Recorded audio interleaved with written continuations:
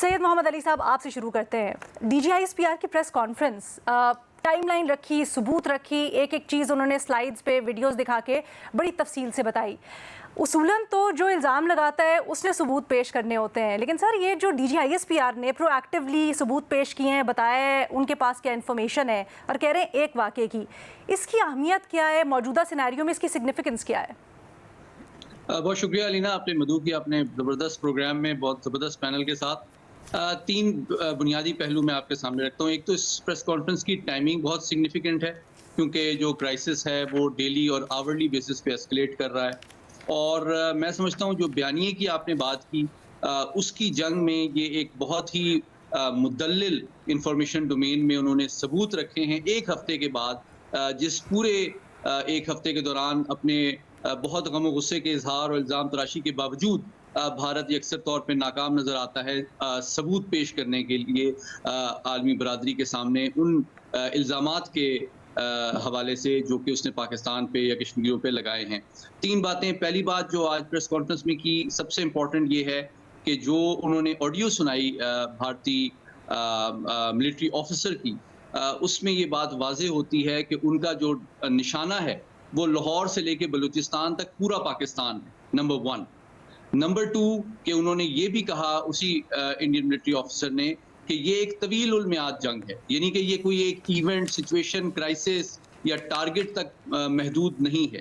اور نمبر 3 یہ کہ ڈائریکٹلی اس سے ثابت ہوتا ہے کہ بھارت کی ملٹری اس میں انوالو ہے. را تو ایک سویلین ادارہ ہے، ایک انٹیلیجنس ادارہ ہے، صرف اس کا عمل دخل نہیں ہے، بلکہ ایکٹیولی وہ اپنے این سی اوز، جے سی اوز اور سپاہیوں کو ڈپلوائے اور امپلوائے کر رہی ہے دہشت گردی کی ایکٹیو اور ڈائریکٹ سپورٹ اور فیسیلیٹیشن کے لیے. اور چوتھا پارٹ یہ ہے کہ اس کے لیے انہوں نے جدید ٹیکنالوجی مثلا کواد کاپٹر یا اسمال ڈرونز کو استعمال کر رہے ہیں for sharing of the ammunition. So یہ چار چیزیں اس ٹائم پہ کرائسس میں سامنے لانا، جبکہ پاکستان الحمدللہ 6 ڈومینز میں پچھلے ایک ہفتے سے مکمل طور پہ بھارت کے اوپر ایسکیلیشن ڈومیننس اچیو کر چکا ہے. کوئکلی میں بتا دیتا ہوں، پولیٹیکل ڈومین میں ہم نے یہ اچیو کیا ہے کہ آپ دیکھیں کہ الحمدللہ 2-2.5 سال کے مسائل کے باوجود اس وقت سیاسی جماعتیں بھی مکمل طور پہ فوج اور حکومت کے ساتھ کھڑی ہیں. ڈپلومیٹک سطح پہ بھی ہم ان کو ایکسپوز امبیرس کر رہے ہیں، اکنامک لاس بھی ہم نے ان کو زیادہ کاز کیا ہے، فوج بھی ہماری زیادہ تیار ہے، ان کا کواد کاپٹر بھی گرایا ہے. اور لیگل ڈومین میں بھی ہم نے ثابت کیا ہے کہ اگر آپ انڈس واٹر ٹریٹی کے ساتھ کھلواڑ کریں گے تو پھر ہم آپ کو جواب دینے کے لیے تیار ہیں. ہمارا وہاں پر بھی سٹانس. یہ تینوں آپ نے بڑے اہم نکتے کیے ہیں، ان کے اوپر بھی بعد میں جا کر ذرا ڈیٹیل میں گفتگو کرتے ہیں. بٹ راشد صاحب آپ کہیے گا، D G I S P R کا یہ خاص طور پر کہنا کہ یہ را نہیں بلکہ جو بھارتی آرمی ہے، اسٹیٹ پوری کی پوری اسپانسر کرتی ہے پاکستان میں دہشت گردی کو، اس کی اہمیت کیا ہے؟ دیکھیے اس کی اہمیت یہ ہے کہ وہ بھارت نے اس وقت جنگ چھیڑ رکھی ہے غیر اعلانیہ، اور اس میں نیچرلی آرمی، ان کی جو ملٹری انٹیلیجنس ہے وہ یہ استعمال کرتی ہے. اور یہ کواد کاپٹر اور اس طرح کی یہ جو ڈرون ٹیکنالوجی یہ لائن آف کنٹرول پہ استعمال ہوتی آئی ہے. اور باغ میں جو وہ ذکر کر رہے تھے آئی ڈی جس طریقے سے وہ آئی، تو وہ ایسے علاقے ہیں جہاں پہ یہ کواد کاپٹر ان دا پاسٹ مار گرائے بھی جاتے رہے، اور ابھی بھی اسی طرح مؤثر جواب دیا گیا ہے. دیکھنے کی بات یہ ہے کہ ان کے اہداف کیا ہیں.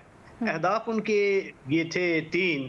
ایک سنتاس معاہدے سے نکلنا، دوسرا کشمیر میں ڈیموگرافک چینجز کرنا، اور اس اسموک سکرین کے پیچھے یہ ان سے جو پراپرٹی ہے وہ ہتھیا لینا، اور تیسری ہے کہ پاکستان کو ایک نٹ کریکر سچویشن میں ایسٹرن بارڈر سے پریشرائز کریں اور ویسٹرن بارڈر سے جو پراکسیز ہیں بی ایل اے اور ٹی ٹی پی اس کے ذریعے پاکستان کو ڈی اسٹیبلائز کریں to play into the bigger game. اور as a regional giant army اور سروگیٹ وہ استعمال ہو رہے ہیں ایک گلوبل پاور کے، اور یہ ان کا بڑا پلان ہے. اور یہ پلان ایک کنٹینیول پلان ہے، اس لیے یہ اس نے کہا ہے کہ یہ طویل المیعاد ہے. اور کیونکہ بھارت میں ہر 6 مہینے بعد ایک الیکشن ہو رہے ہوتے ہیں. اب مودی صاحب نے جو جا کے بہار میں تقریر کی ہے، اس نے یہ اس چیز کا اعادہ کیا ہے کہ میں آخری جنگ تک جاؤں گا، اور اتنا انفلیمیبل ان کی اٹرنسز تھیں جو یہ ظاہر کرتی ہیں کہ وہ ایک، کیونکہ ادھر تو کنٹینول ویسٹ بہار کے بعد ویسٹ بنگال شروع ہو جائے گا، उसके बाद कर्नाटका, केरला, तो ये कंटिन्यूअल इलेक्शन हो रहे होते हैं, तो वो कंटिन्यूअल इससे रैचेट अप करके टेंशन ये फायदा उठाता है इलेक्टोरल गेन्स का भी, कश्मीरियों को इस्तेसाल करना, उनसे प्रॉपर्टी छीनना और सिंध तास मुआहदे से निकलना, ये मल्टीपल अहदाफ थे। मगर अभी एक नैरेटिव फटीग आ गई है मेरे ख्याल है दुनिया में, तो दुनिया इसको आलमी बरादरी ये बयानियां अभी खरीद नहीं रही, बाय नहीं कर रही, और इसलिए उसको अभी ये सिफारती सतह पे भी ये ज़क पहुंच रही है और अजीमत का सामना करना पड़ रहा है। अच्छा, जैसे हम बात कर रहे हैं वैसे ही इंडिया में भी एक आला सतह का इजलास हो रहा है, इसके ऊपर भी बात करेंगे आगे जाकर, लेकिन भारत का जो ये चेहरा है दुनिया के सामने हम बेनकाब हो, ठीक है।